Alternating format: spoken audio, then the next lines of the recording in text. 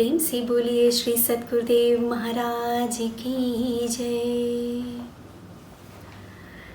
गुरुर्ब्रह्मा गुरुर्विष्णु गुरुर्देवा महेश्वरा गुरुर्साक्षात् परं ब्रह्मा तस्मै श्री गुरुवे नमः। प्रेम से बोलिए श्री सद्गुरुदेव महाराज की जय। आदि शक्ति जगत जननी श्री माता जी की जय। सभी दिव्य महान विभूतियों की जय। आनंद कंद भगवान की जय। मानव धर्म की जय। आज के इस साप्ताहिक सत्संग में पूजनीय महात्मा जी, पूजनीय बाई जी, सभी भजन कलाकारों तथा सभी प्रेमीगण और जिज्ञासुओं का बहुत बहुत स्वागत एवं सादर जय श्री सच्चिदानंद। आज के कार्यक्रम की शुरुआत हम गुरु वंदना के साथ करेंगे, जिसकी प्रस्तुति दिल्ली से राखी साहू जी द्वारा होगी।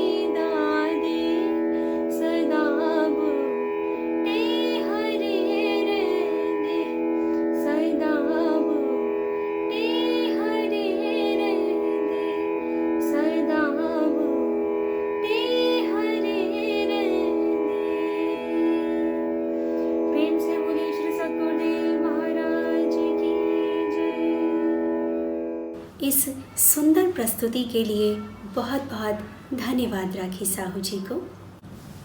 सत्संग वह दर्पण है जिसके सामने आते ही अपने मन, वचन, कर्म की त्रुटियां नजर आने लगती हैं और आभास होने लगता है कि हमने नफरत, ईर्ष्या, द्वेष, जलन और निंदा के काले धब्बों से अपने मन को मैला किया हुआ है। संतों का संग, उनके अमूल वचन और सतगुरु की कृपा से मन को साफ करना है। संतों की संगति ही जीवन में वह बहार लाती है जो कभी पतझड़ में भी नहीं बदलती। संतों के वचन सुनना, सुनकर हृदय में स्थान देना और कर्म में ढालना ही जीवन में सुगंधि भरना है। शुभ कर्मों की सुगंधि दूर दूर तक फैल जाती है और यही कर्म जीवन की शोभा को बढ़ाते हैं। तो आइए आज के कार्यक्रम को हम आगे की ओर बढ़ाते हुए चलते हैं अपने पहले सत्संग की ओर, जो प्रस्तुत करेंगे चंडीगढ़ से महात्मा श्री कार्तिकेय भाई जी।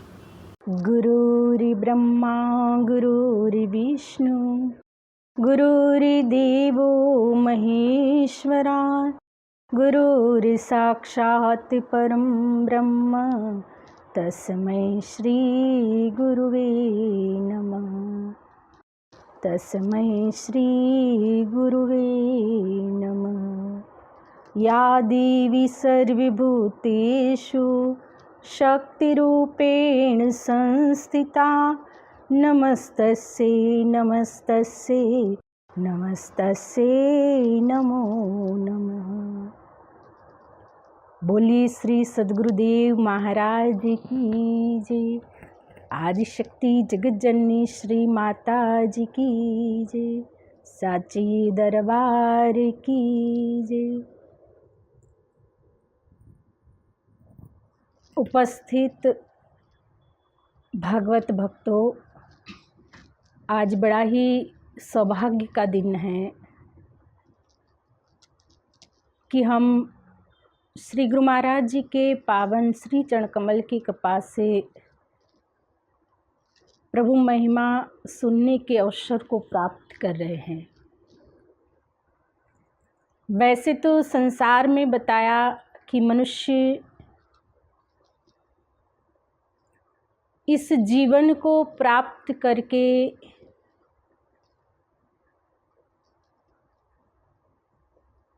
तूने अपने समय को अगर प्रभु महिमा सुनने में, ईश्वर के नाम जपने में लगाया तो वही जीवन तेरा धन्य है। कबीरदास जी ने कहा है कि लाख वर्ष का जीवना लेखे धरे न कोई, कि लाख वर्ष का जीवन किसी काम का नहीं है। लेखे में सोई घड़ी जो सत सुमिरन होई। लेखे में वही समय है मनुष्य का जो सत सुमिरन में, ईश्वर की भक्ति में बीतता है। अगर ईश्वर की भक्ति में ये जीवन नहीं बीता, इन श्वासों को संसार के विषयों में ही बिता दिया, तो ऐसे मनुष्य का जीवन निरर्थक है। संत तुलसीदास जी कहते हैं रामचरितमानस में लिखते हुए कि नर तन पाई विषय मन देही, पलट सुधा 63 विष लेही। ताही कबहू भल कह न कोई, गुंजा ग्रही परश मणि खोई। कि वो मनुष्य का जीवन निरर्थक है जो इस जीवन को प्राप्त करके विषयों में मन लगाता है। कैसा है, किस प्रकार है? तो जैसे कहा विष पीना, विष पीना बड़ा ही कठिन है और विष कोई पीना नहीं चाहता है, पर ये मनुष्य जीवन एक अमृत के घड़े की माफक है। सत्संग प्रभु की महिमा अमृत है। जैसे राजा परीक्षित का उदाहरण हम सुनते हैं कि राजा परीक्षित को जब सुखदेव मुनि भगवत कथा सुनाने के लिए पहुंचे, उस समय राजा परीक्षित के पास देवता गण अमृत का कलश लेकर आए।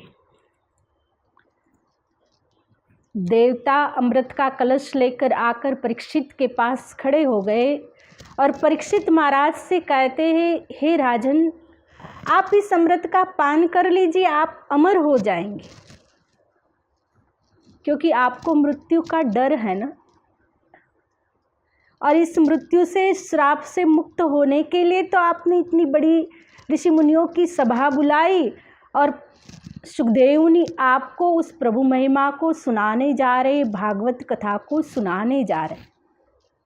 वैसे देखिए, संसार में मृत्यु से सब कोई डरते हैं ना। कौन ऐसा व्यक्ति है जिसे मृत्यु का डर नहीं है? और डर किसका होता है? अगर एक बार आपने आग को पकड़ा है ना, तो आपको पता है कि ये आग जलाती है, जिससे दर्द होगा।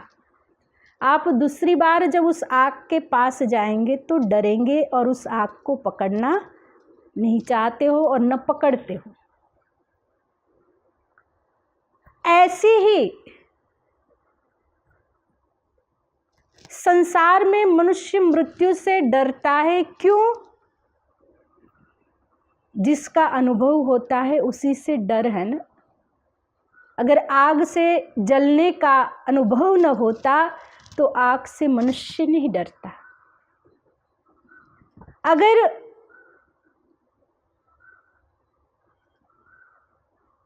विष से मृत्यु हो जाएगी, प्राण छूट जाएंगे, अगर ये अनुभव न हो तो व्यक्ति उस विष को पी ले। पर मनुष्य मृत्यु से इसीलिए डरता है कि उसे अनुभव है मृत्यु का, क्योंकि 184 योनियों में भटकते हुए वो हजारों बार, लाखों बार मृत्यु की शरण में गया है, और जिसके कारण उसे मृत्यु का डर है, अनुभव है ना मरने का। शास्त्र में बताया कि जैसे एक साथ हजारों बिच्छू काटते हैं, वैसी वेदना जब इस शरीर से प्राण निकलते हैं तब होती है। तो इस वेदना का कभी न कभी अनुभव किया है ना, तभी तो डर है। पर हे मनुष्य, अपने जीवन में इस वेदना से छूटना चाहता है तो अमरता उसका रास्ता नहीं है कि अमर हो जाएंगे, मृत्यु की शरण में नहीं जाएंगे और हम इससे छूट जाएंगे। अमरता प्राप्त करने के बाद भी जीव उस दुख को प्राप्त करता है, अमरता के दुख को। शरीर की अवस्था बदलेगी और उस अवस्थाओं के साथ वो अनेक कष्ट और दुखों का भागी बन जाएगा। पर यहाँ पर देवता सुखदेव मुनि से कहने लगे, आप मृत्यु के डर से इस सभा को बुलाकर बैठे हो, आप ऐसा करिए, ये अमृत पी लीजिए और अमरता को प्राप्त कर लीजिए, जिससे आप अमर हो जाएंगे। और इस कथा का श्रवण हमने प्राप्त करना है, तो आप इस कथा का श्रवण हमको करने दीजिए। राजा परीक्षित ज्ञानी थे, समझदार थे, विवेकी पुरुष थे।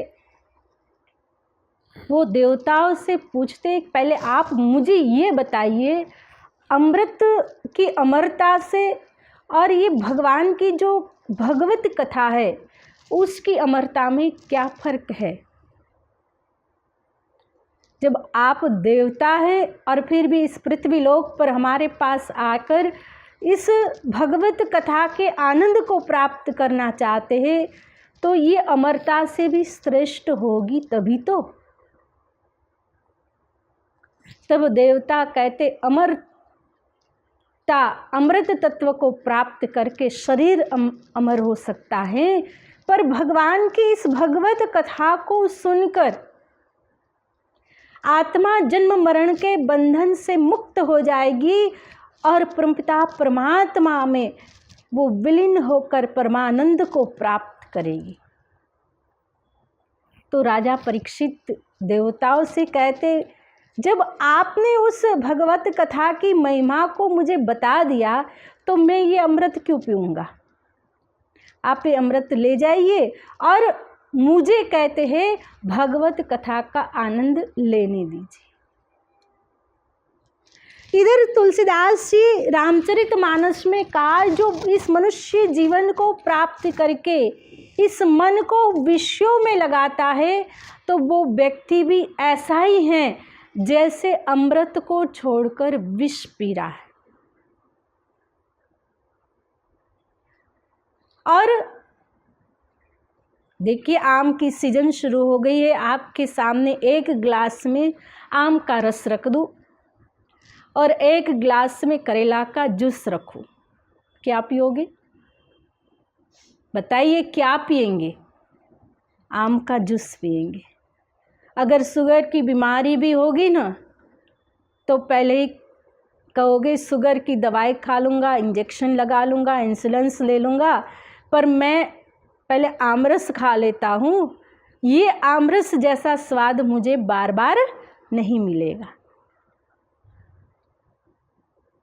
और कड़वा करेला चाहे कितना भी गुणकारी है, पर उस रस को कोई पीना नहीं चाहता है। ठीक इसी प्रकार संसार के अंदर भगवत नाम, ईश्वर की कथा, संतों के वचन जब जीव सुनता है तो चाहे वो करेला की तरह कड़वा हो पर गुणकारी है, पर मनुष्य उसे परहेज करता है क्योंकि उसकी वृत्ति ही नहीं है ना। आपने श्रीमद् भागवत गीता में सबसे पहले अध्याय में ही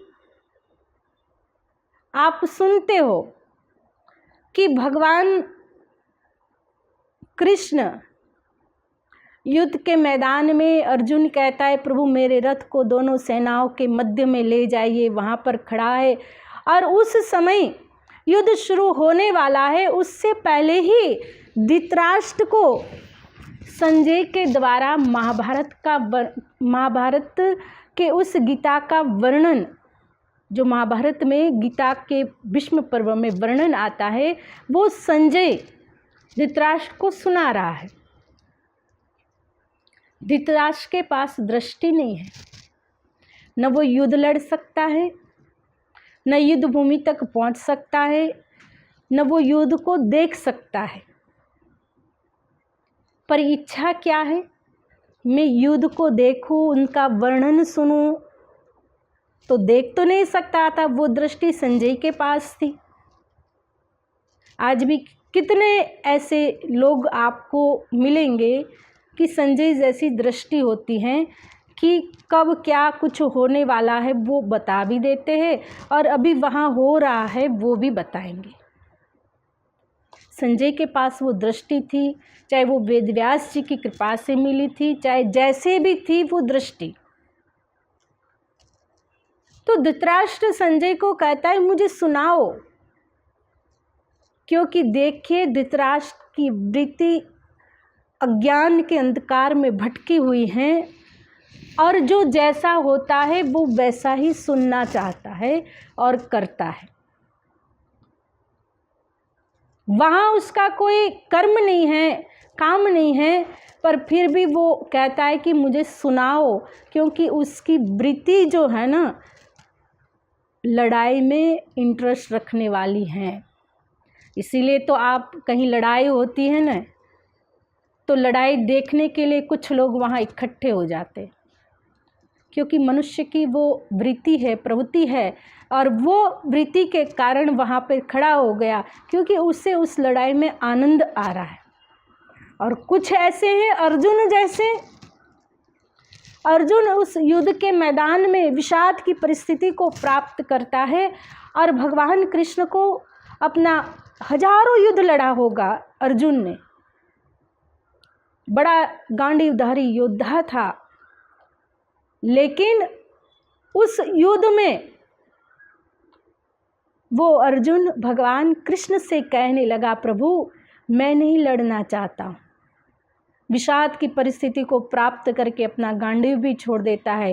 कहा इस लड़ाई से मुझे मिलेगा क्यों, क्योंकि जिस लड़ाई में मेरे भाई बंधु, मेरे परिवार के स्वजन हैं, जहाँ देखो वहाँ मेरे रिश्तेदार खड़े हुए, मेरे गुरुजन हैं, तो मैं इस लड़ाई में हिस्सा नहीं बनना चाहता। क्योंकि अर्जुन की वृत्ति लड़ने की नहीं थी, न्याय वृत्ति थी, वो तर्क संगत था, और कहते हैं वो जानता था कि इस युद्ध का परिणाम क्या है। और जब वो विवेकशील व्यक्ति इस वृत्ति से दूर हो जाए, तब वास्तव में कहते हैं कि वो अपने जीवन को सतपथ पर लगाता है। तो देखिए कि आप अमृत और विष में फर्क करना यही जानना चाहते हैं कि विष हमें क्या देगा और अमृत हमें क्या देगा। ऐसे आम का रस हमें क्या देगा, करेला का रस क्या देगा। पर संतों की वाणी कहती है करेला गुणकारी है, ऐसे संतों के वचन भी जीव को आत्म कल्याण के मार्ग पर ले जाने वाले होते हैं। पर जो मनुष्य का मन विषय गामी बन जाता है, वो अमृत को छोड़कर विष को ही पीता है, वो हीरे को छोड़कर कांच के टुकड़े को ही बटोरता है। तो ऐसे जीव को तुलसीदास जी ने कहा कि कोई भला नहीं कहता है। ऐसा जीव इस संसार में सो परत्र दुख पावही, सिर धून धून पछताए, काल ही कर्म ही ईश्वर ही मिथ्या दोष लगाए। ऐसा जीव अपनी इंद्रियों के अधीन होकर काल कर्म और ईश्वर को दोष लगाता है, और फिर अपने इंद्रियों के ही वशीभूत हो जाता है और अनेक दुखों को प्राप्त करता है। ऐसे जीव को धिक्कारा है। इसीलिए हे मनुष्य, अपने इस जीवन को प्राप्त करके तू परमपिता परमात्मा को भज, ईश्वर नाम का सुमिरन कर ले। जिस ईश्वर ने कितनी बड़ी कृपा की, ऐसा सुंदर मनुष्य तन दिया।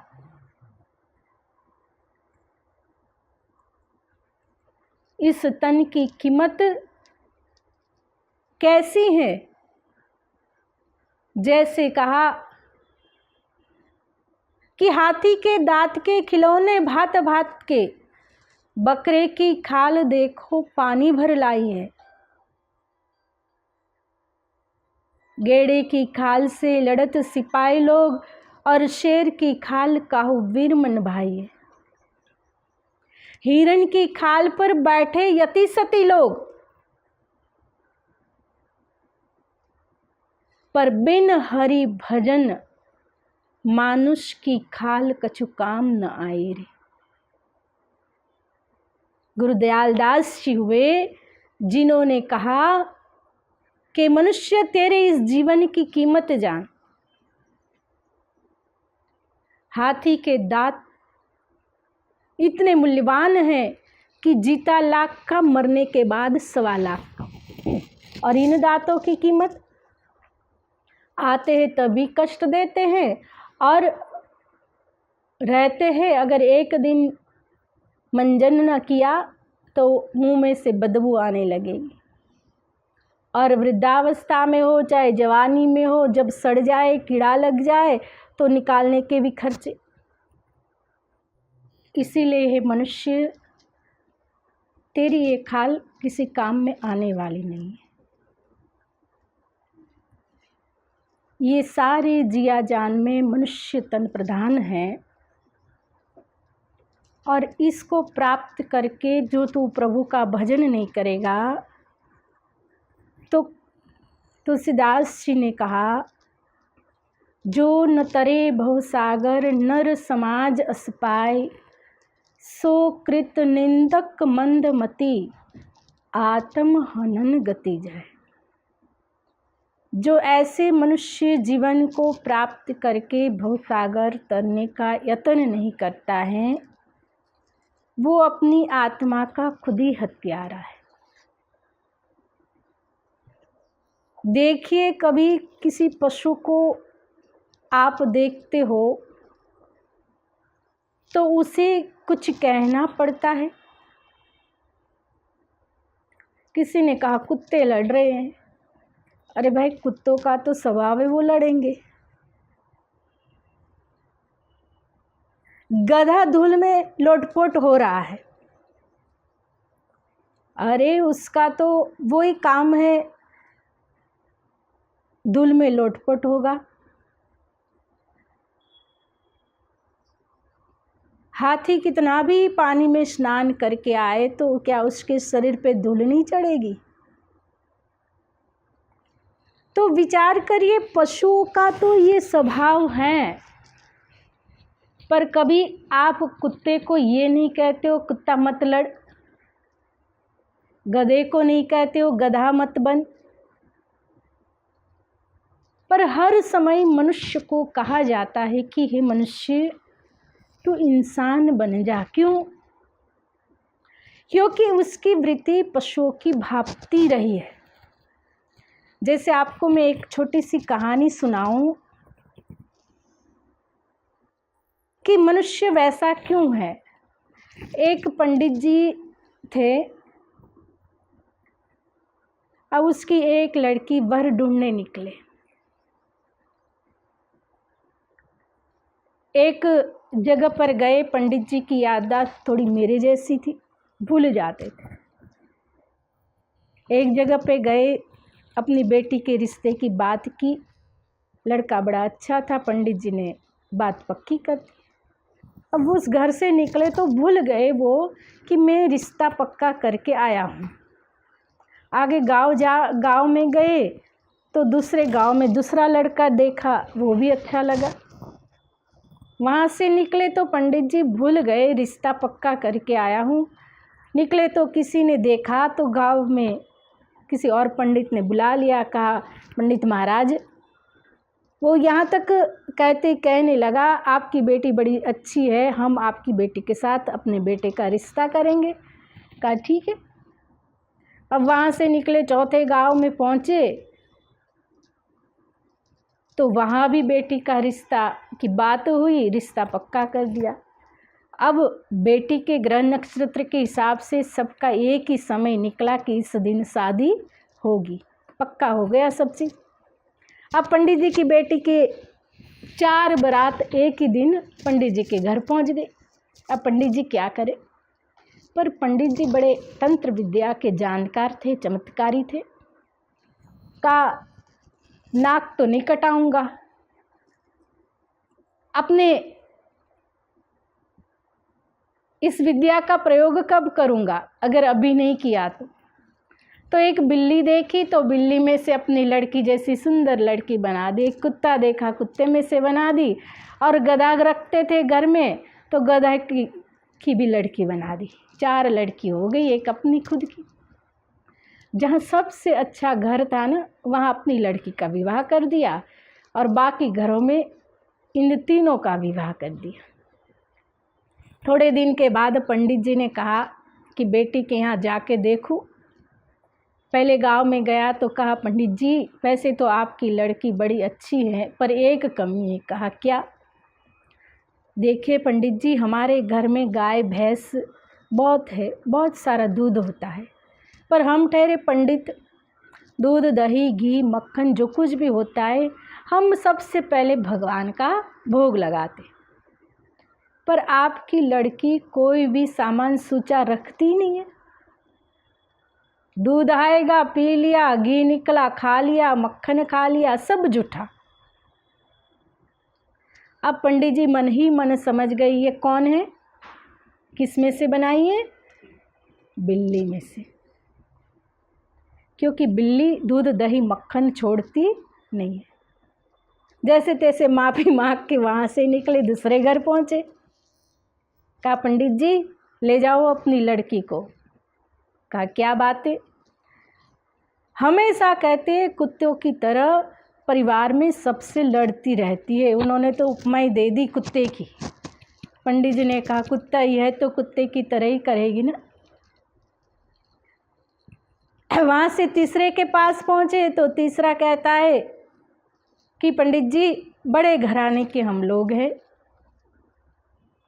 आपकी बेटी को हम खूब सजाते हैं, कोई घर के काम नहीं करने हैं, वस्त्र आभूषण से सजा के कहते तू बैठ, लेकिन सज धज कर वो जाते मिट्टी के ढेर पे और वहीं लोटपोट होती है। अब पंडित जी समझ गए ये किसका स्वभाव था, गधे का। और कोई पास में जाए तो पैरों से कहते लात मारती है। और गधे के स्वभाव के अनुसार उसने अपना काम किया था। पंडित जी वहाँ से भी आगे माफ़ी साफ़ी मांग के निकले। चौथी बेटी के घर गए तो पंडित जी का बड़ा ही आरता हुआ स्वागत हुआ।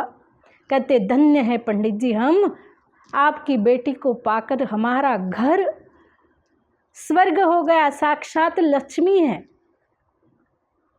क्योंकि नारी चाहे तो घर को स्वर्ग बनाए और नारी चाहे तो घर को नरक बनाए। पंडित जी समझ गए कि ये मेरी असली बेटी। वास्तव में ये एक कहानी है, पर बड़ी प्रेरणादायक है कि हम भी अपने स्वभाव और वृत्ति के अनुसार ही इस जीवन को जीते हैं। कुत्ते की योनि से आए हैं तो कुछ लोगों का स्वभाव होता है, अगर वो खड़ा है उसे कहेंगे भाई रास्ता दे दो तो वो भी लड़ने लगेगा, क्योंकि लड़ना है ना। अगर उसके पास कोई आ गया तो वो सोचता है ये कब जाए, जैसे एक गली का कुत्ता होता है ना कि दूसरा कुत्ता आ गया तो भगा कर छोड़ता है। तो ये लड़ने का स्वभाव जो था वो मनुष्य का है। क्यों? क्योंकि उससे समझ लीजिए वो किस योनि से आया है। अपने उन योनियों के स्वभाव के 184 योनि से आए, 184 भरम दियो मानुष जन्म पायो, कहे नानक नाम संभाल 100 दिन नेड़े आयो। कि 184 भटक कर मनुष्य जीवन मिला है और इसे प्राप्त करके अगर मनुष्य जीवन प्राप्त करके प्रभु भजन नहीं किया तो किसी कवि ने कहा है कि ये मनुष्य तन तुझे अति दुर्लभ मिला था, पर तूने ये नहीं जाना कि अभिमान में, अहंकार में, धन वैभव में अपने आप को, अपने वजूद को भूल गया और सोचता है सब कुछ मैंने इकट्ठा किया, पर यह नहीं पता है कि कफन मिलेगा या नहीं। कारू बादशाह इतना बड़ा बादशाह था कि लोगों की कब्र में से उसने खोद खोद के कहते सिक्के निकाल लिए, क्योंकि उसे पता चला कि कब्र में जब दफनाते तो एक सिक्का डालते हैं, लेकिन अंत समय आया तो उसे कफन भी नहीं मिला था। अरे जिनके प्यार में तू कहते हैं हमेशा दीवाना रहा, वही तुझे जलाएंगे, तेरा साथ छोड़ देंगे। पर हे मनुष्य, फिर भी तू दावा जमा कर बैठा है कि ये सब कुछ मेरा है। विचार कर ले, अगर वास्तव में सुख चैन को प्राप्त करना चाहता है तो ऐसे मुर्शिद को ढूंढ, ऐसे सदगुरु को ढूंढ और अपनी आत्मा को जान। इस जीवन में श्रेष्ठ जो है वो परमपिता परमात्मा का भजन है, और इस शरीर में जो श्रेष्ठ है वो आत्मा है।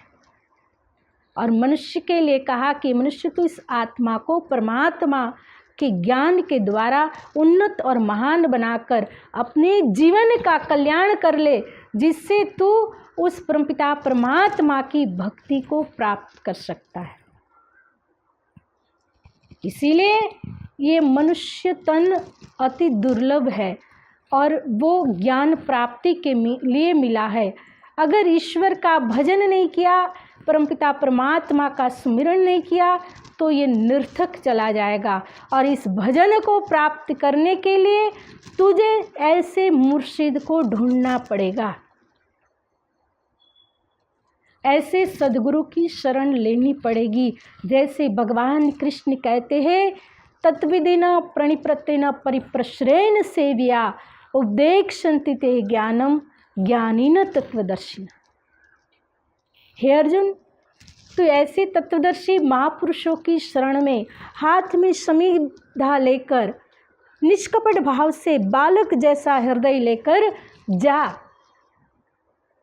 जब ऐसे सदगुरु की शरण में तू ऐसे भाव को धारण करके जाएगा, तो वो तत्व को जानने वाले तुझे उस परमपिता परमात्मा के नाम का साक्षात्कार कराएंगे। और इस मनुष्य जीवन का ध्येय ही उस नाम को, उस साक्षात्कार को प्राप्त करना है।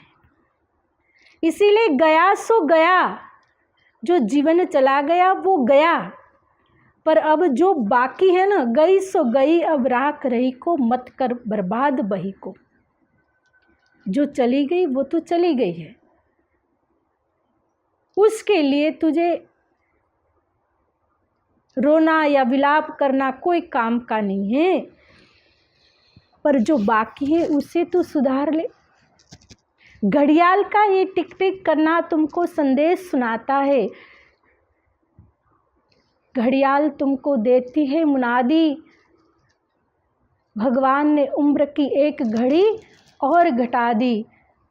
घड़ियाल हमेशा टिक टक कर कर एक मुनादी दे रही है कि मनुष्य जीवन तेरा जा रहा है, अनमोल समय तेरा बीता जा रहा है, उसको प्रभु सुमिरन में लगा। श्वासों में ईश्वर नाम का सुमिरन कर ले। कबीरदास जी ने बहुत सुंदर बात कही, श्वास श्वास सुमिरन कर वृथा श्वास मत खोई, और ना जाने इन श्वास का आवन होई न। कि श्वास श्वास में प्रभु नाम का सुमिरन कर ले। कोई पता नहीं है जो श्वास तूने ली है वो छोड़ेगा या नहीं, कोई भरोसा है? बताइए।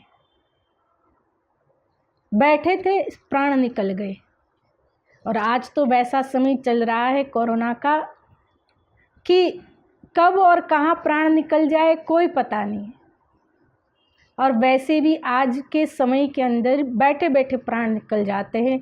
लोग कहते हार्ट फेल हो गया, हृदय की गति रुक गई। ऐसे समय के अंदर हम सोचते हैं आज कहे मैं कल वजो, कल कहे परसों, और आजकल के करते बीत गए बरसों। ऐसे समय में मनुष्य सोचता है आज नहीं कल करूँगा, का पल में प्रलय हो जाएगी, बहुरी करेगा कब? पल में प्रलय, पिंड प्रलय हो जाएगा, फिर तू कब करेगा? अब नहीं तो, अब नहीं तो, अब न बनी तो फिर न बनेगी, जननी तेरी बार बार न जनेगी। कि अब नहीं तो फिर नहीं। इसीलिए अब भी कहते हैं कि यही समय है प्रभु भजन का, भक्ति का, ईश्वर नाम का स्मरण करने का। इसीलिए इस समय से लाभ उठाइए और अपने मनुष्य तन को सार्थक करिए। ऐसा मनुष्य जीवन जो परमपिता परमात्मा की सर्वश्रेष्ठ देन है, जिसे कहा कि क्राउन ऑफ क्रिएशन कहा मनुष्य को। इसीलिए इससे लाभ उठाकर अपने जीवन को परमपिता परमात्मा की भक्ति भजन में बिताकर अपनी आत्मा का हमें कल्याण करना है। बोलिए आनंद कंद भगवान की जय।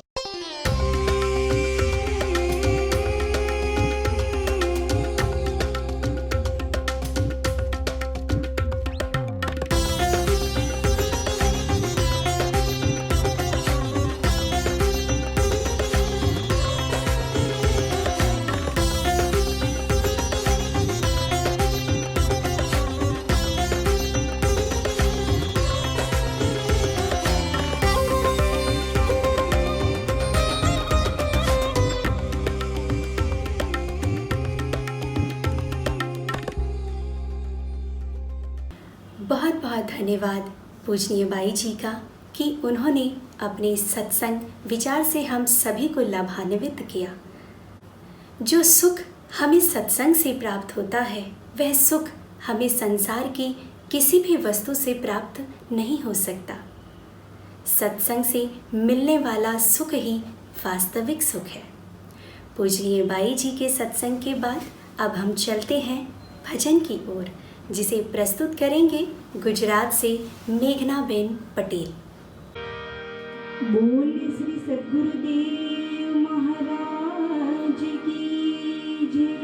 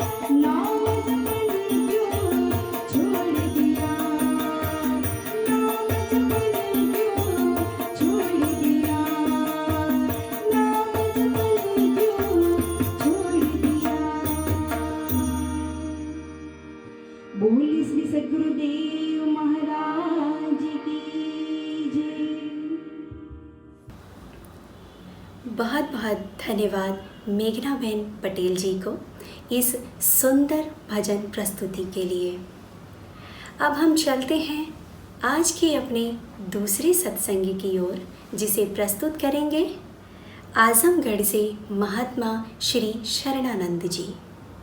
भारतीय संस्कृति और ख़ासकर जिसमें वैदिक कालीन युग की बात करें तो हमारे मनुष्यों ने भौतिक और अध्यात्म दोनों का समन्वय किया। जहाँ पर भौतिक जगत में लोगों को प्रशिक्षण दिया, ज्ञान विज्ञान से युक्त किया, वहीं पर अध्यात्म तत्व का व्यवहारिक ज्ञान कराकर जीवन में सही ढंग से जीने की कला सिखाया। और वास्तविकता भी यही है कि जब तक प्राणी आध्यात्मिक मार्ग को अपनाता नहीं है, जब तक भौतिक और अध्यात्म दोनों का समन्वय नहीं होता, तब तक उसका जीवन नीरस है। इसलिए जीवन की सरसता तभी है जब हम भौतिक के साथ साथ अध्यात्म को भी जीवन में हम धारण करें। जैसे मेरे 2 पैर हैं, अगर एक पैर में बैलेंस बिगड़ गया, लंगड़ा हो गया, तो मैं सही ढंग से नहीं चल सकता। इसलिए बैलेंस बनाने के लिए दोनों पैर को समान रहना अनिवार्य है। ठीक इसी प्रकार से भौतिक और अध्यात्म दोनों का समन्वय हमारे मनुष्यों ने सिखाया है। और जब हम भौतिकता के ही चकाचौंध में मात्र डूब जाते हैं तो हमारा जीवन कलुषित हो जाता है। इसीलिए सदैव से हमारे संतों ने, गुरुजनों ने ये दिखाया कि हे मानव, तू केवल मात्र भौतिक कठपुतली बन करके नहीं रहो। तुम्हारा जीवन का परमोद्देश्य उस परम सत्ता से जुड़ना है जो सारे संसार का आधार है। उसको तुम अपने जीवन में व्यवहारिक रूप दो ताकि जीवन में उसकी अनुभूति हो, जीवन में उसका साक्षात्कार हो, जीवन में उसका सानिध्य प्राप्त करो, ताकि तुम्हारे अंतःकरण में परम शांति, परमानंद की प्राप्ति हो। यह मानव ही है जो उस ऊंचाई को प्राप्त कर सकता है और सृष्टि में ऐसा कोई प्राणी नहीं जो उस ऊंचाई को जान सकता है। केवल मनुष्यों के लिए यह आध्यात्मिक मार्ग जो है हमारे मनुष्यों ने प्रशस्त किया है मानवों के लिए। इसलिए मानव जीवन हमारा बड़े भाग्य से मिला है। इस जीवन की ऊर्जा को हमें जो है आध्यात्मिक जगत में लगाना चाहिए और कोशिश यही होना चाहिए कि जब तक हमारा जीवन है तब तक हम सत्य से जुड़े रहें। और अंतिम हमारा यही मंजिल है, अंतिम हमारा यही जो मंजिल होने के कारण हम उससे जुड़े रहेंगे तो यह लोक और परलोक दोनों की कमाई हमारी बनती रहेगी। अन्यथा हम भौतिक जीवन में ही भौतिकता तक ही सीमित रहते हैं तो यह चीज़ हमारे साथ आगे जाने वाली नहीं है। इसलिए अध्यात्म को अपने जीवन में जीवन का वास्तविक श्रृंगार बनाना चाहिए और आध्यात्मिक जीवन ही जीवन है। जब तक हम अध्यात्म जीवन को अपनाते नहीं हैं तो भौतिकता का जो रास्ता है वो इंसान को कलुषित कर देता है। आज सामाजिक जीवन में अगर हम गौर से देखें तो कारण यही है कि व्यक्ति केवल भौतिक चीज़ों के लिए ही आकर्षित है, लेकिन जो खो जाने वाला है, जो सदा साथ देने वाला नहीं है। जब हम दुनिया में आए थे तो मेरे साथ क्या था? तन्हा मैं आया था और जब जाएंगे तभी तन्हा जाएंगे। इसीलिए जीवन में उस शक्ति का पहचान करना चाहिए, उस अध्यात्म को पहचान करना चाहिए जो परम सत्य है। मानव जीवन हमारा इसीलिए मिला है। दूसरी बात यह है कि बहुत से लोगों की मनोकामना ये रहती है कि जितना हमारा भौतिक जीवन का विकास होगा उतना ही हम सुखी और शांति को प्राप्त करेंगे। लेकिन यह मरुमरीचिका भूमि में विचरण करने जैसी बातें हैं। यह संसार में आज तक किसी ने भी ईश्वर को भूलकर, सत्य को भूलकर शांति को नहीं प्राप्त किया, न आनंद को प्राप्त किया है, न परम शांति का उपलब्धि कर पाया जीवन में। इसीलिए अध्यात्म ही वह परम विद्या है जिसको हमारे मनुष्यों ने व्यवहारिक ज्ञान अपने समीप में आए हुए लोगों को दिया।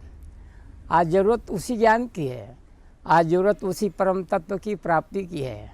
अगर हम उसमें अपने चित्त को जोड़ेंगे, अगर अपने जीवन में उसका व्यवहारिक रूप देंगे, निसंदेह यह हमारे लिए आज भी कल्याणकारी है और आगे भी कल्याणकारी रहेगा। इसलिए जीवन में सदैव हमें संतों के माध्यम से उस परम अध्यात्म ज्ञान की प्राप्ति करना चाहिए। और ये जीवन कोई साधारण नहीं है, क्योंकि परमात्मा का दिया हुआ उपहार है मानव जीवन। और इसी जीवन में हम उस परम शक्ति को पहचान सकते हैं और कोई दूसरा जीवन नहीं है। वैसे देखा जाए आध्यात्मिक जीवन जीने से हमारा विचार भी पवित्र बनता है, हमारी भावना भी शुद्ध होती है। जिस व्यक्ति का भावना पवित्र है, जिस व्यक्ति का विचार शुद्ध है, तो उसके कर्म भी शुद्ध होते हैं, उसका व्यवहारिक पक्ष भी पवित्र होता है। लेकिन जिस व्यक्ति का भावना, जिस व्यक्ति का विचार अपवित्र है, तो उसकी व्यवहारिक कर्म भी जो है श्रेष्ठ नहीं माना जाता। इसीलिए जीवन में व्यवहारिकता भी हमारी अध्यात्म के द्वारा पावन बन जाता है, सत्य के द्वारा पावन बन जाता है। इसलिए जीवन में हर इंसान को वह सत्य को आत्मसात करने की कोशिश करना चाहिए। ये मानव जीवन कोई साधारण नहीं है। इस जीवन में हम सत्य को चाहें तो आज ही साक्षात्कार कर सकते हैं, क्योंकि भविष्य के लिए कोई पता नहीं है, जीवन हमारा कब रहेगा नहीं रहेगा, जिसका कोई ठिकाना नहीं। इसलिए अच्छे काम को कल पर नहीं छोड़ना चाहिए। यह जीवन हमें बड़े भाग्य से मिला है।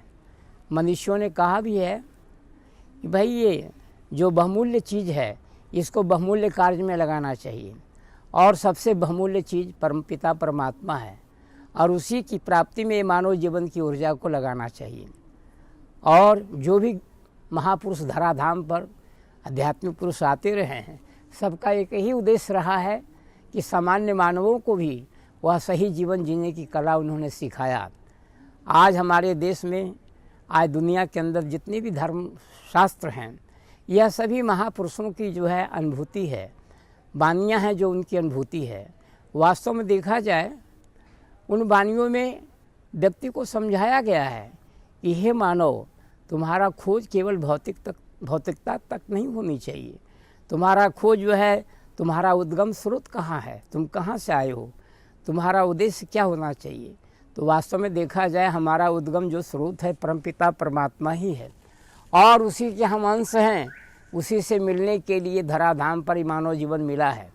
जैसे नदियों का जल बह करके सागर में विलीन हो जाता है, ठीक इसी प्रकार से ये जीवात्मा ईश्वर का अंश होने के नाते उसी से मिलने के लिए, उसी सत्य से जुड़ने के लिए, उसी सत्य को साक्षात्कार करने के लिए, उसी महाज्ञान के सागर में समन्वय होने के लिए ये जीवन मिला है। साथ ही साथ सदैव से हमारे महापुरुषों ने यह सिखाया है कि जीवन में अगर थोड़ा भी समय है तो उसे उत्तम कार्य में लगाना चाहिए। जीवन में अगर हमारे पास बहुत कम समय है, उसका सदुपयोग अगर करना है तो ईश्वर के चिंतन में लगाना चाहिए, क्योंकि क्या पता इस देह का विनश जाए छिनमाही, और श्वास श्वास सुमरन करो और रतन कछुनाई। कहता हूँ कह जाता हूँ बजा बजा कर ढोल, और श्वासा खाली जाते हैं 3 लोक के मोल। ऐसे महंगे मोल का एक श्वास जो जाई, और 3 लोक ना पट तरे काहे को धूरी मिलाई। हमारे सभी संतों ने इस बात पर जोर दिया कि भाई अच्छे काम को कल पर मत छोड़ो, कल का नाम काल है। काल करे सो आज कर, आज करे सो अब, पल में प्रलय होएंगे फिर करोगे कब। वास्तव में अच्छे काम को कल पर नहीं छोड़ना चाहिए, कल का नाम काल है। इसीलिए जो करना है अभी हम आरंभ कर दें, क्योंकि कल का पता किसने कल देखा है। इसीलिए एक दृष्टांत मैं आपके सामने रख रहा हूँ। ये मानव जीवन में ये सबके लिए लागू होता है। एक बार की बात है, एक राजा के दरबार में नियम था कि 7 दिन के लिए वहाँ पर राजा नियुक्त हुआ करता था, और 7वें दिन के उपरांत उसे एक ऐसे बिह जो है जंगल में, ऐसे वन में छोड़ दिया जाता था, जहाँ उसे जंगली जानवर, हिंसक जानवर उसे खा जाते थे। संयोग से यह नियम भी था कि जब राजा को जंगल में छोड़ आते थे, इसके बाद उसके रिक्त स्थान की पूर्ति के लिए जो राजमहल के पास में सबसे पहले कोई दिखाई पड़ता था, तो उसको जो है वहाँ का राजा नियुक्त किया जाता था। संयोग से एक बार की बात है, जब राजमहल के पास में एक साधु जी महाराज कहीं से भटकते हुए वहाँ पर अपना बैठ गए, आसन लगा करके साधना करने लगे। जब साधना करने लगे तो सवेरा हुआ, ब्रह्म मुहूर्त के बेला में चौकीदार आया राजमहल से, उसने कहा महाराज आप बड़े भाग्यशाली हैं, क्योंकि आपको यहाँ का राजा नियुक्त किया जाएगा। बोले भाई मैं राजा क्यों बनना चाहूँगा, अब मुझे राजा बन करके क्या मिलेगा। कहा महाराज आपको मिले न मिले लेकिन हमको बहुत कुछ मिलेगा, इसलिए आपको बनना ही होगा। उसी समय वहाँ के मंत्री आदि भी आ गए और भी अधिकारी वगैरह जो भी थे सब आ गए। उन्होंने सबने उस साधु जी महाराज से आग्रह किया कि महाराज आपको राजा यहाँ का बनना ही होगा। हुआ क्या, कहा कि भाई तुम मुझे 7 दिन के लिए राजा बनाओगे कि हाँ, यहाँ का नियम है कि 7 दिन के लिए राजा बनाए जाते हैं और इसके बाद उन्हें जंगल में छोड़ दिया जाता है। बोले इसके बाद, बोले महाराज कोई नया राजा की नियुक्ति होती है, तो पहले तो ये बताओ कि जहाँ तुम मुझे छोड़ोगे उस स्थान को दिखाओ। साधु जी महाराज को सुंदर से रथ पर बैठा करके उस जंगल के ओर ले जाते हैं जहाँ बहुत से राजाओं का हड्डियाँ अवशेष पड़ा हुआ था। उन्होंने कहा ये क्या है। कहा महाराज इतने राजाओं का यहाँ पर अस्थियाँ पड़ी हुई है जिनको जंगल में छोड़ा गया था। बोले अच्छा तो ठीक है, आप सभी मंत्री अधिकारी मेरी आज्ञा का पालन करेंगे। बोले अवश्य पालन करेंगे महाराज। बोले ठीक।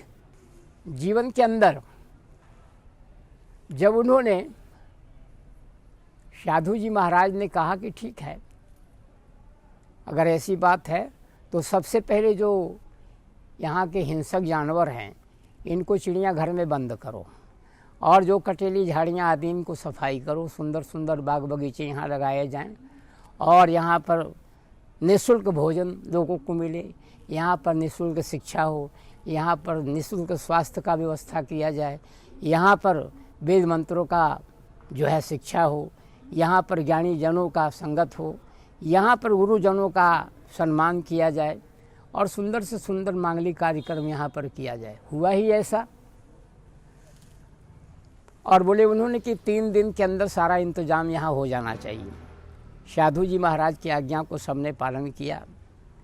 अब 7वां दिन होने जा रहा है, लेकिन जिस स्थान पर साधु जी महाराज को ले जाना है वहाँ पर ना कटीली झाड़ियाँ थी, न हिंसक जानवर की गर्जना थी, बल्कि वहाँ बड़ा रमणीक वातावरण था, जंगल में मंगल था। और वहाँ के जो लोग थे नागरिक, जो ढोल बाजे के साथ अन्य राजाओं को वहाँ जंगल में छोड़ते थे, वह भी उनके साथ जा रहे थे।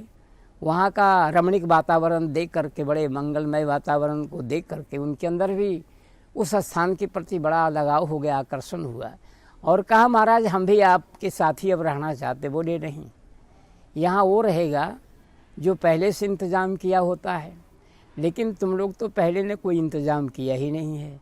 वास्तव में मैंने जो है इन सारी चीज़ों का व्यवस्था किया है।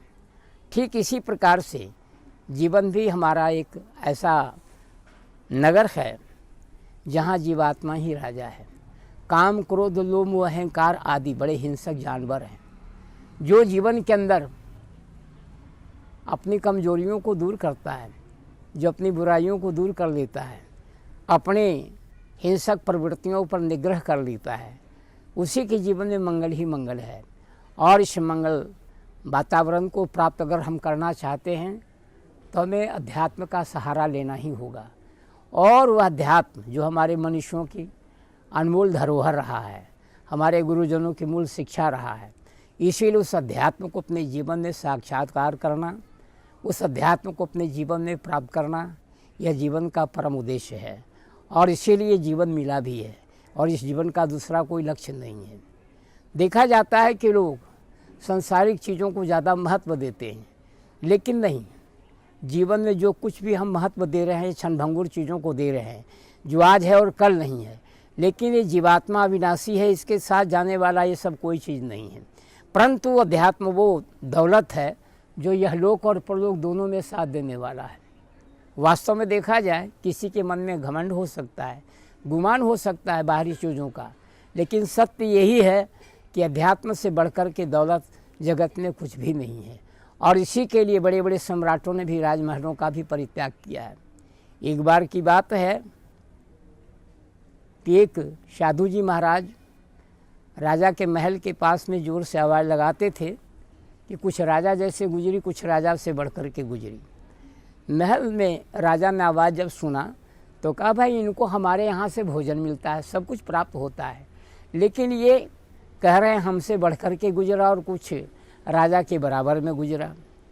तो मैं तो राजा हूँ, मेरे पास में फौज है, मेरे पास में सेना है, और ये कहते हैं साधु जी महाराज कि कुछ राजा जैसे गुजरी, कुछ राजा से बढ़ कर के गुजरी, ये कैसे संभव है।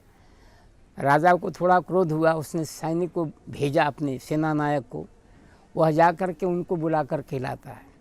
साधु जी महाराज को सरेआम दरबार में खड़ा किया, कहा महाराज एक बात बताओ, आप जो है ज़मीन पर सोते हैं और साथ ही साथ दूसरे के अन्न पर जीवन निर्वाह करने वाले हैं, इसके बावजूद भी हम एक राजा हैं और हमारी बराबरी आप कर रहे हैं कि कुछ राजा जैसे गुजरी और कुछ राजा से बढ़ कर के गुजरी, ये कैसे संभव है।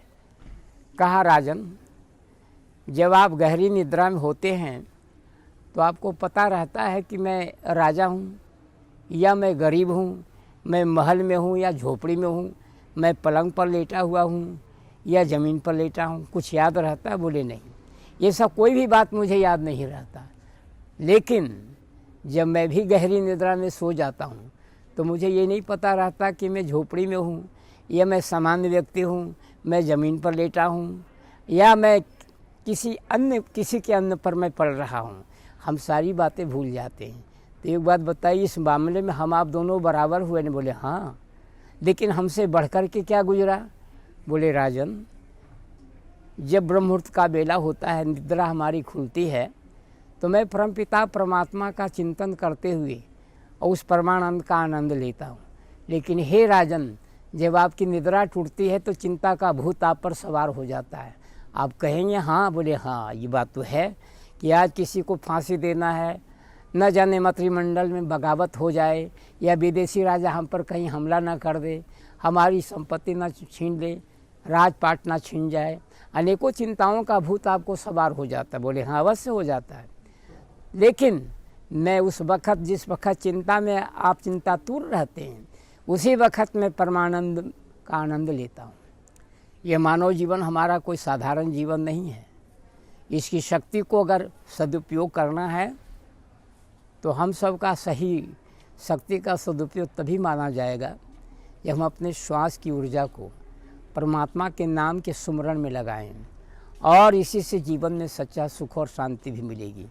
सुमिरन से सुख होते हैं, सुमरन से दुख जाए, कहे कबीर सुमिरन किए साईं माही समाए। वास्तव में देखा जाए सुमरन से ही जो सुख मिलता है, शांति मिलती है, जगत में और किसी चीज़ से आज तक किसी को नहीं मिली है। वास्तव में देखा जाए इसी सुमरन की जो है सहारा जितने भी भक्त हुए हैं, जितने भी संत हुए हैं, सब ने सुमिरन का सहारा लिया है। और सुमिरन सूरत ही लगाई के मुक्ते कछु न बोल, तरीका भी बता दिया कि सुमिरन करते हुए सुमिरन सूरत ही लगाई के मुक्ते कछु न बोल, और बाहर के पर्दे के अंदर के पट खोल। वास्तव में जब हमारी बाहरी इंद्रियां मौन हो जाती, अंतर्मुखी होती है, मन हमारा आत्म केंद्रित होता है, वास्तव में जब मन हमारा शब्द के साथ जुड़ता है, उस अवस्था का जो शांति आनंद है, उसके लिए अभ्यास की जरूरत पड़ता है। और प्रत्येक श्वास श्वास में परमात्मा के नाम का माला फिर रहा है। इसीलिए ऐसे सुमरण में, ऐसे शब्द की माला में अपनी सुरती को जोड़ने का तरीका हर एक इंसान को सीख लेना चाहिए। अच्छे काम को जीवन रहते हुए प्राप्त कर लेना चाहिए, और सबसे उत्तम कार्य यही है। क्या पता ये जीवन का किस टाइम क्या हो जाए, कोई पता नहीं है। क्या पता इस देह का विनश जाए छिनमाही, और श्वास श्वास सुमरण करो और तन कछु नहीं।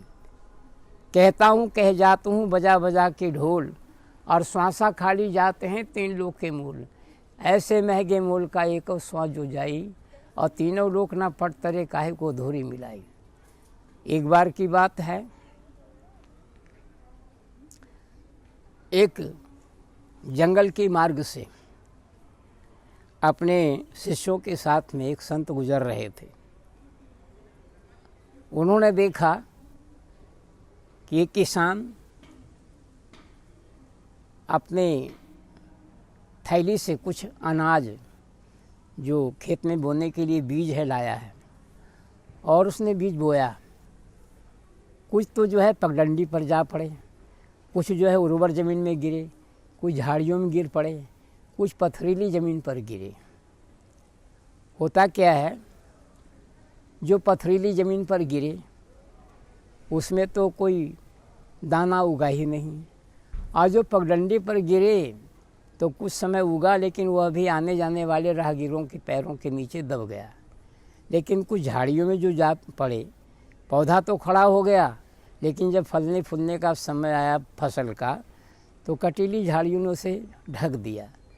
परंतु जो उर्वर ज़मीन में दाना गिरे, वहाँ गिरने के बाद होता क्या है कि फसल भी अच्छा लगा और उससे किसान लाभान्वित भी हुआ। शिष्यों ने कहा कि गुरुदेव, इस दृष्टांत को सुनाने का मूल आशय आपका क्या है?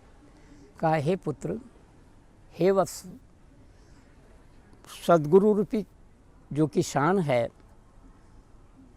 वह ज्ञान रूपी बीजारोपण अपने शिष्यों के हृदय में करता है, और जिसका हृदय उर्वर है, जिज्ञासु है, श्रद्धालु है, उसके हृदय में ज्ञान का बीज का बीजारोपण उत्तम ढंग से हो जाता है।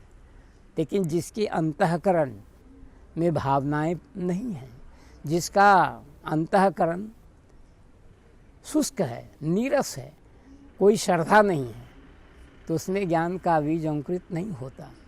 साथ ही साथ कुछ ऐसे भी भक्त होते हैं जो उनके हृदय में प्रारंभिक अवस्था में ज्ञान का बीजारोपण होने के बाद वो ऊपर उठता है, फलता फूलता भी है, लेकिन उनके कुछ प्रारब्ध का संस्कार उसे आगे बढ़ने नहीं देता, उसके रास्ते में रुकावट डाल देता है। इसलिए इस जीवन के अंदर हर व्यक्ति को अपने उस संस्कारों को भी रेज करने के लिए कोशिश करना चाहिए, यानी हम उसको साफ करें, अपनी बुराइयों को, अपने अंतःकरण के कुछ संस्कारों को हम धोएं। और इसके लिए ज़रूरी है कि हम अपने जीवन में ध्यान का आश्रय लें। जब हम ध्यान करेंगे तो हमारे कुछ संस्कार खत्म होंगे और हमारे हृदय में ज्ञान भक्ति का बीजारोपण जो है प्रस्फुटित होगा। उससे ये जीव लाभान्वित होगा, परम सुखी होगा, परमानंद को प्राप्त करेगा। ये मानव जीवन की ऊर्जा को अगर इस दिशा में हम लगा रहे हैं तो सबसे बड़ा भाग्यशाली और सबसे उत्तम प्रवृत्ति वाला प्राणी माने जाएंगे। संतों ने कहा भी है, संसार में वे ही सुखी हैं और श्रेष्ठ हैं जो जीवन के अंदर अध्यात्म का रास्ता चुनते हैं। लेकिन जो अध्यात्म का रास्ता न चुन करके भौतिक जगतों में ही विचरण करते रहते हैं तो उनका जीवन कलुषित रहता है। इसलिए इस जीवन में अशांति का मूल कारण ही अज्ञानता है।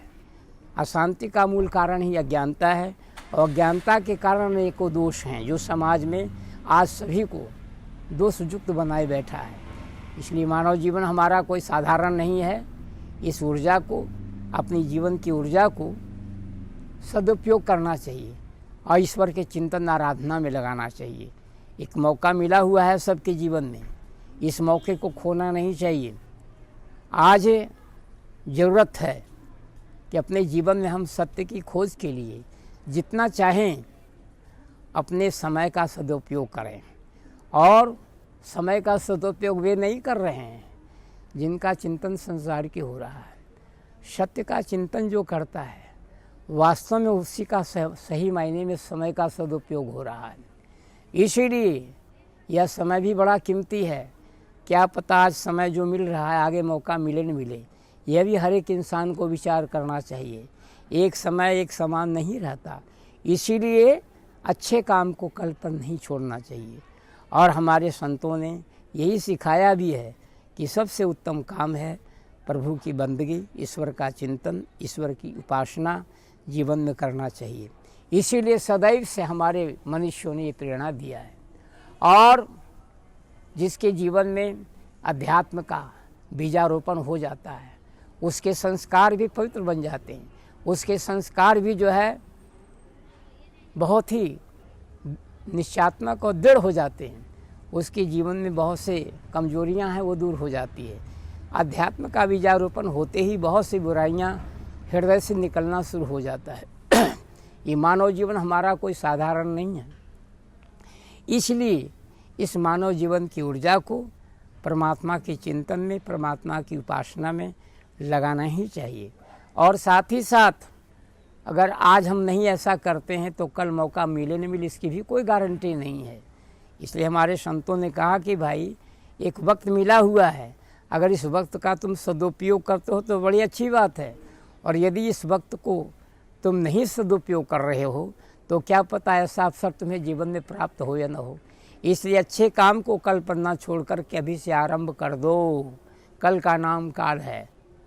अगर किसी को ये भ्रम हो कि उस अध्यात्म को, ईश्वर की खोज हम कहाँ करें, तो हमारे संतों ने कहा है, मोको कहाँ ढूंढो रे बंदे, मैं तो तेरे पास में। नामे मंदिर नामे मस्जिद ना कावे कैलाश में, खोजी होए तुरंत मिल जाऊं पल भर की तलाश में। मोको कहाँ ढूंढो रे बंदे, मैं तो तेरे पास में। वास्तव में देखा जाए पास में है, लेकिन पास में होते भी अगर हमारे जीवन में जिज्ञासा ही नहीं है, तलाश की भावना ही नहीं है, तो पास में रहते भी प्रभु हमसे बहुत दूर है।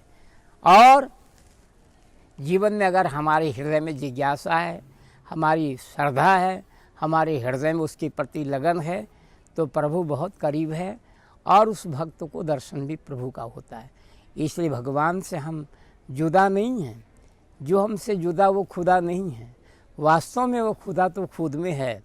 और वो परमात्मा जीवन का जो परम सार है वह सबके हृदय में व्यापक है।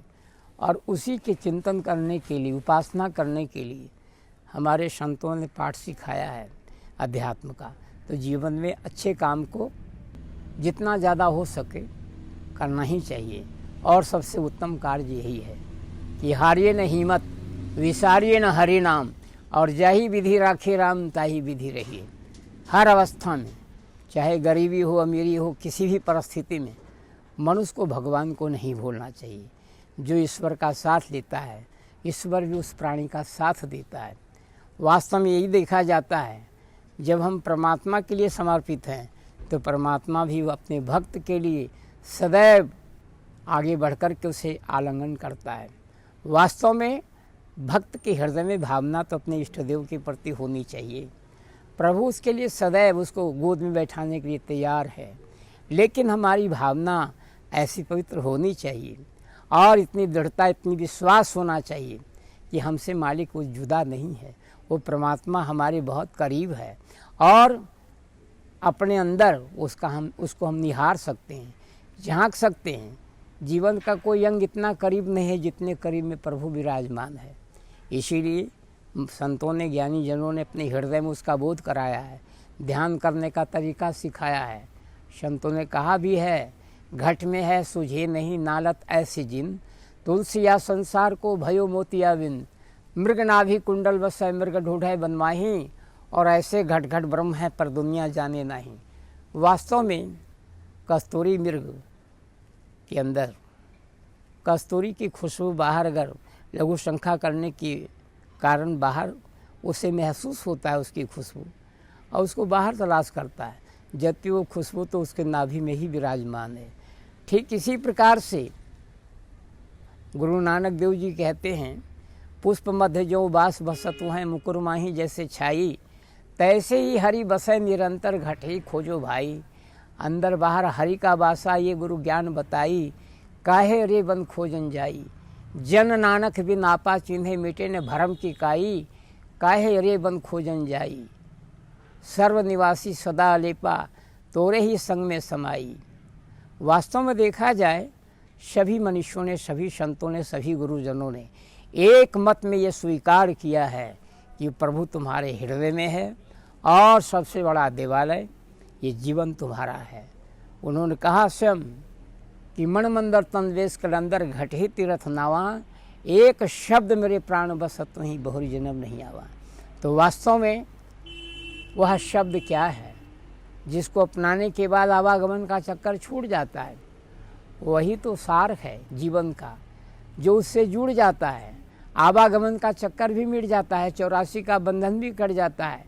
पशु पक्षी कीट पतंग की योनियों से दोबारा भटकना नहीं पड़ता है। वास्तव में वह परमानंद को प्राप्त करता है और ये जीवन मिला है हमें उस परमानंद की प्राप्ति के लिए। इसीलिए सभी संतों ने उस सार का, उस सत्य का बोध प्राप्त करने के लिए प्रेरणा दिया है। और जो अपने जीवन में उसका साक्षात्कार कर लेता है बड़े ही भाग्यशाली माना जाता है। दुनिया में वही बड़े भाग्यशाली हैं। चतुर शिरोमणि तेई जग माही, जे मनि लागी सो यतन कराही। गोस्वामी जी ने भी यही कहा है कि संसार में चतुर और सौभाग्यशाली वो प्राणी है जो भगवान की भक्ति रूपी मणि की प्राप्ति के लिए जो प्रयत्नशील है जीवन में। वही मनुष्यों में सर्वश्रेष्ठ और चतुर है जो ईश्वर की प्राप्ति के लिए, भगवान की भक्ति रूपी मणि की प्राप्ति के लिए सदैव प्रयत्नशील रहता है। यह जीवन है जिसमें हम इसी जीवन में उस परम सत्य को, परमात्मा रूपी मणि की प्राप्ति कर सकते हैं और नाम रूपी मणि की प्राप्ति कर सकते हैं। और कोई दूसरा जीवन नहीं है जिसमें हम ऐसा कर सकते हैं। इसलिए सभी संतों ने, सभी ज्ञानी जनों ने हमें अपने अंदर ही उसकी खोज करने की युक्ति बताया है। और जितने भी धर्मशास्त्र हैं उसमें उसी अध्यात्म तत्व की महिमा है। साथ ही साथ देखा जाए तो जितना हम जगत को निहार रहे हैं, लेकिन इस जगत का कर्ता धर्ता कौन है, इस जगत का आधार कौन है, इस जगत को बनाने वाला कौन है, तो यदि हम गौर करें तो शब्द ही धरती, शब्द आकाश, शब्द शब्द भयो प्रकाश, सगली सृष्टि शब्द के पाछे, नानक शब्द घटाघट आछे। ये संसार की उत्पत्ति भी शब्द से ही हुआ है, उसी नाम से हुआ है, उसी परम सत्य से प्रकट ये सारा संसार है। और उसी से जब इसकी उत्पत्ति है तो हम मूल कारण तक नहीं जा पाते हैं, हम संसार के चीज़ों तक ही सीमित रह जाते हैं। इस अनंत अनंत ब्रह्मांड का मूल कारण भी वह शब्द ब्रह्म ही है। यह संसार का उत्पत्ति का मूल कारण वह परम सत्य ही है। और उसी परम सत्य तक पहुंचने के लिए ये मानव जीवन मिला है। जितने भी गत महापुरुष हुए उन्होंने इसी सत्य की प्राप्ति के लिए राजमहलों के सुखों को भी परित्याग किया है। आज ज़रूरत है कि हम क्षणिक सुखों के लिए भगवान को भूल जाते हैं, ईश्वर की भक्ति भजन से दूर रहते हैं। लेकिन जो साथ में जाने वाली कमाई है वो भक्ति भजन की ही कमाई है और कोई कमाई साथ में नहीं जाता है। इसलिए जीवन के अंदर जब सब साथ छोड़ देता है, लेकिन कहा है कि जो धर्म के मार्ग पर चलने वाले होते हैं, धर्मो रक्षति रक्षिता, जो सत्य के मार्ग पर, धर्म के मार्ग पर चलते हैं तो सत्य उनकी रक्षा करता है। और वह सत्य जो है सबके लिए एक है, दो नहीं है। वह सत्य सबके लिए एक है।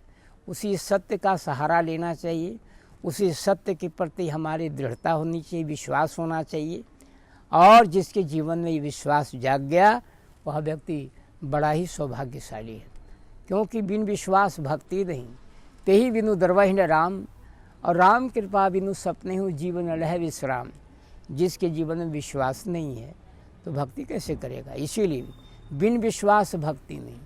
जिसके जीवन में विश्वास है, पूर्ण कॉन्फिडेंस है परमात्मा के प्रति, वही विश्वास के साथ उसका ध्यान करता है, चिंतन करता है, उपासना करता है, और प्रभु भी उसी के लिए गर्वित होते हैं। वास्तव में देखा जाए उनकी कृपा भी उसके साथ होती है जो हर प्रकार से उसका चिंतन आराधना करता है। तो जीवन में विश्वास के साथ उसकी भक्ति भजन करना चाहिए। ये मानव जीवन हमारा इसीलिए मिला है और इस जीवन का दूसरा कोई उद्देश्य भी नहीं है।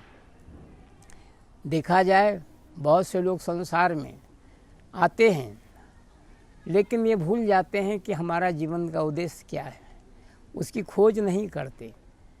बहुत कम ही ऐसे हैं जिनके जीवन में सत्य के प्रति लगन लगती है। अधिकांशतः लोग जो है सत्य की खोज में नहीं, बल्कि असत्य को ही सत्य मान करके इसमें उलझे हुए हैं। और असत्य जो है ऐसा लग रहा है कि यही सत्य है। जो चीज़ हम सामने देखते हैं उसको हम सत्य माने बैठे हैं, लेकिन ये हमारी आँखों का भ्रम है। जो चीज़ हम देख रहे हैं ये सत्य नहीं है, लेकिन जो चीज़ दिखाई नहीं पड़ रहा है वही सत्य है। एक बार की बात है, महात्मा बुद्ध के पास में 3 तरह के लोग जाते हैं। एक व्यक्ति वो था जो नास्तिक था। वह जब जाता है उसने कहा, हे भंते, क्या ईश्वर है? तो उन्होंने कहा कि हाँ ईश्वर है। दूसरा व्यक्ति आस्तिक था। उसने महात्मा बुद्ध से सवाल किया कि हे भंते, क्या ईश्वर है? तो उन्होंने उस आस्तिक व्यक्ति से कहा कि ईश्वर नहीं है। तीसरा व्यक्ति वो था जो जिज्ञासु था। उसने पूछा महात्मा बुद्ध से कि हे भंते, वह ईश्वर कहाँ है? वह परमात्मा कहाँ है? वह मौन हो गए, कुछ बोले ही नहीं। पास में उनका शिष्य आनंद बैठा था। उसके मन में भ्रम हुआ। उसके मन में भ्रम हुआ कि आज भंते ने 3 व्यक्तियों के सामने 3 तरह का उत्तर दिया, ऐसा क्यों? उन्होंने कहा हे भंते, एक व्यक्ति को तो आपने कहा ईश्वर है, एक व्यक्ति को कहा ईश्वर नहीं है, और एक ने पूछा ईश्वर कहाँ है, तो आप मौन हो गए। इसका क्या मतलब है? महात्मा बुद्ध ने कहा भाई देखो, एक व्यक्ति जो आया था वो नास्तिक था। उसे ईश्वर पर विश्वास नहीं था, लेकिन मुझ पर विश्वास था कि आखिर इन्होंने राजपाट छोड़ा है तो कुछ ज़रूर इनको मिला है। तो मान गया कि भाई ज़रूर ईश्वर नाम की शक्ति है, मैं खोज करके देखूंगा। लेकिन जो व्यक्ति आस्तिक था परंतु ईश्वर की खोज में नहीं लगा हुआ था, अब उसके मन में दुविधा जागी। उसने कहा नहीं, मैं भी खोज करके दिखाऊंगा ईश्वर क्यों नहीं, बाल्यकाल से मैं ईश्वर की महिमा सुन रहा हूँ। तीसरा व्यक्ति को अगर मैं कहता कि ईश्वर बाहर है तो दिखाओ बाहर कहाँ है। तो परमात्मा जो है कहूँ तो है नहीं, नहीं कहूँ तो है, और है नहीं के बीच में जो कहूँ सो है, वह परम सत्ता अनुभूति का विषय है। वह उसके लिए मौन, इसलिए मैं मौन हो गया कि मौन में ही, अंतर्मुखी वृत्ति में ही उसकी प्राप्ति है। अपने अंतर जगत में उसकी खोज करना चाहिए। यही मैं उसको समझाने के लिए ये उदाहरण पेश किया है, और मेरा इस तरह का उत्तर भी इसी ओर इशारा दे रहा था।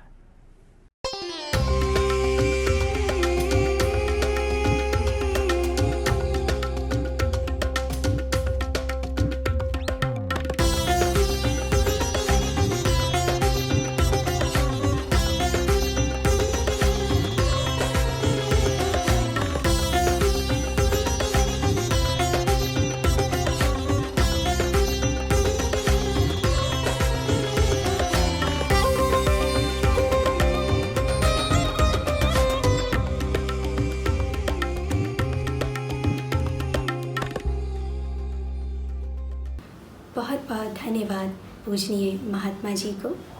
पूजनीय महात्मा जी ने बहुत ही सुंदर और सरल तरीके से समझाया कि किस प्रकार हम अपने जीवन को सत्संग के माध्यम से सफल बना सकते हैं।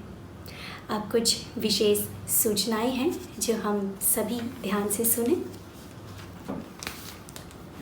हमारे YouTube चैनल जो मानव धर्म और दूसरा हंसवाणी के नाम से है, मानव धर्म चैनल पर आप सभी प्रतिदिन श्री गुरु महाराज जी के सत्संग और सभी दिव्य परिवार के सत्संग से लाभ प्राप्त कर सकते हैं, तथा साथ ही साथ अनेक बाई जी और महात्मा जी के भी सत्संग की प्राप्ति आप कर सकते हैं, और हंसवाणी चैनल पर सुंदर सुंदर भजनों का आनंद प्राप्त कर सकते हैं। अधिक से अधिक इस चैनल को सब्सक्राइब करके सत्संग और भजन से लाभ प्राप्त करके अपने जीवन को धन्य बनाएं। इसी प्रकार जियो टीवी पर मानव धर्म चैनल पर सत्संग और भजन के साथ साथ अनेक विषयों पर आधारित प्रोग्राम का आप आनंद लें और अपने जीवन का कल्याण करें। इसी प्रकार प्रतिदिन आस्था चैनल पर सोमवार से शनिवार प्रातः 8:40 से 9 बजे तक श्री गुरु महाराज जी के प्रवचनों से आनंद लें, तथा नेपाल वन चैनल पर सोमवार से शुक्रवार 7 से 7:30 बजे तक तथा शनिवार और रविवार 9 बजे से लेकर 10 बजे तक कार्यक्रम का आनंद प्राप्त कर सकते हैं। एक छोटी सी प्रार्थना होगी, हम सभी साथ मिलकर बोलेंगे। त्वमेव माता च पिता त्वमेव, त्वमेव बन्धु च सखा त्वमेव, त्वमेव विद्या द्रविडं त्वमेव, त्वमेव सर्वं मम देव देवा। भक्तिदान मोहे दीजिए गुरुदेवन के देव, और नहीं कछु चाहिए निश दिन चरणन से। प्रेम से बोलिए श्री सद्गुरुदेव महाराज की जय। आदि शक्ति जगत जननी श्री माता जी की जय। सभी दिव्य महान विभूतियों की जय। सच्चे दरबार की जय। मानव धर्म की जय। आज के हमारे पूजनीय महात्मा जी तथा बाई जी को पुनः बहुत बहुत धन्यवाद, और साथ ही साथ हमारे भजन कलाकारों का भी बहुत बहुत धन्यवाद, और जो भी प्रेमीगण और जिज्ञासु इस कार्यक्रम का लाभ प्राप्त कर रहे थे उन सभी को भी पुनः बहुत बहुत धन्यवाद। हम सभी नित्य प्रतिदिन भजन सुमिरन करें और सुरक्षित रहें। प्रेम से बोलिए सच्चे दरबार की जय।